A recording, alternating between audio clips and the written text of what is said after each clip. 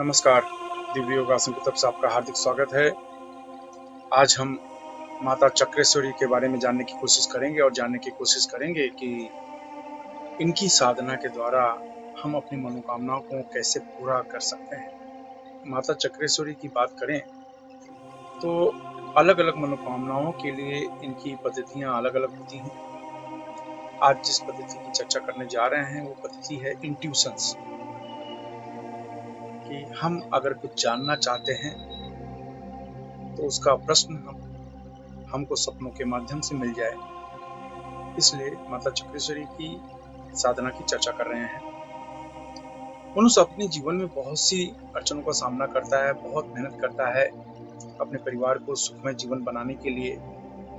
कभी-कभी बहुत से कठोर निर्णय भी ले लेता है। कभी-कभी वो निर्णय सही होते हैं, कभी-कभी सही नहीं होते हैं। अगर निर्णय सही नहीं है तो उसे बहुत नुकसान होता है, बहुत ही हानि होती है। तो आज की पद्धति इसीलिए है कि अगर हम कुछ प्रयोग करके अपने कार्य में कोई डिसीजंस लें, कोई निर्णय लें, तो उसका सक्सेस रेट, सफलता का प्रतिशत हमारा बढ़ जाता है।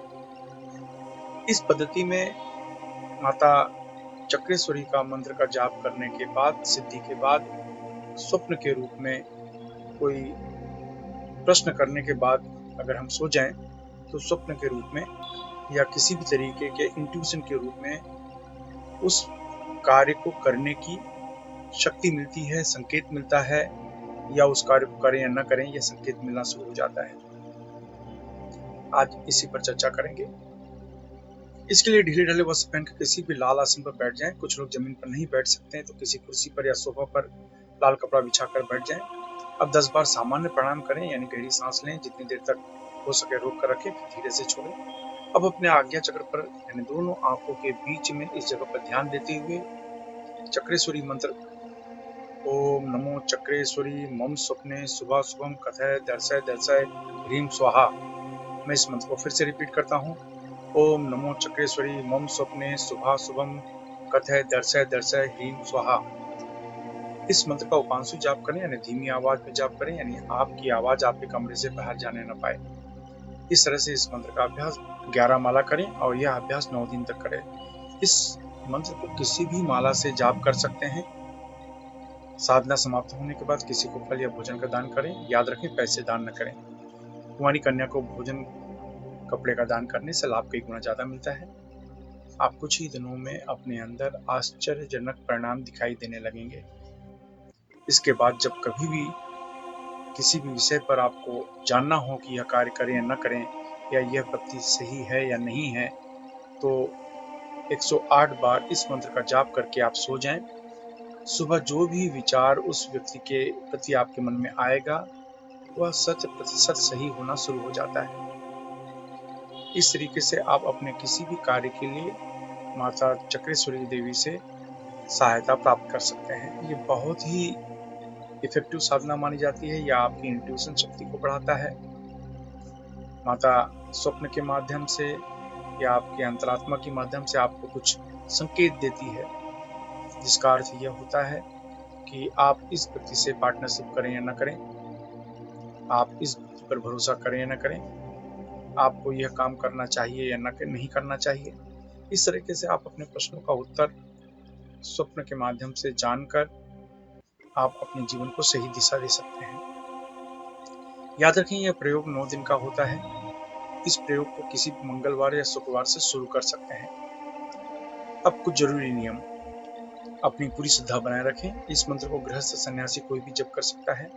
इस अभ्यास में दीक्षा की जरूरत नहीं होती। इस मंत्र से शरीर में अत्यधिक गर्मी पैदा होती है, इसलिए ढीले ढाले वस्त्र पहनकर अभ्यास करें। महिलाओं को सम्मान दें। पति पत्नी अगर इस मंत्र का अभ्यास करें तो 10 गुना ज्यादा लाभ मिलेगा। इस अभ्यास से पसीना ज्यादा आना, बार बार बाथरूम जाना, सर्दी जुकाम, इस तरह की समस्याएं हो सकती हैं, लेकिन डरे नहीं। अगर आप नौकरी कर रहे हैं, बेरोजगार हैं, विद्यार्थी हैं या गृहिणी हैं, तो इस मंत्र को पूर्व दिशा की तरफ मुंह करके जपना चाहिए। अगर आप व्यापार कर रहे हैं, कला के क्षेत्र में हैं, तो इस मंत्र को पश्चिम दिशा की तरफ मुंह करके जपना चाहिए। अगर आप लॉटरी, सट्टा या शेयर मार्केट से जुड़े हैं, या बैंकिंग क्षेत्र, मेडिकल क्षेत्र, होटल के व्यवसाय के क्षेत्र में हैं, तो इस मंत्र को उत्तर दिशा की तरफ मुंह करके जपें।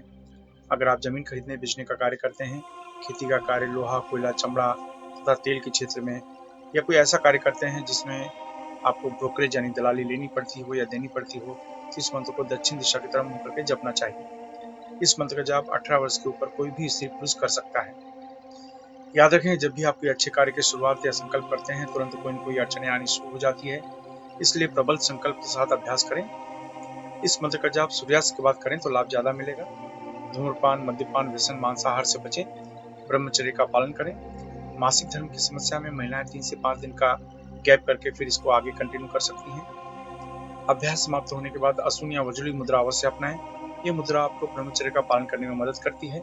असून या वज्रली मुद्रा क्या है, इसका अभ्यास जानने के लिए नीचे डिस्क्रिप्शन में लिंक दिया है, वहां से आप जानकारी प्राप्त कर सकते हैं। इसके अलावा मुंबई के निकट वज्रेश्वरी में 2 दिन का कामाख्या साधना यानी कामरूप साधना शिविर का आयोजन किया जा रहा है, जहां पर 1.25 लाख से 5.5 लाख मंत्र का अनुष्ठान किया जाएगा।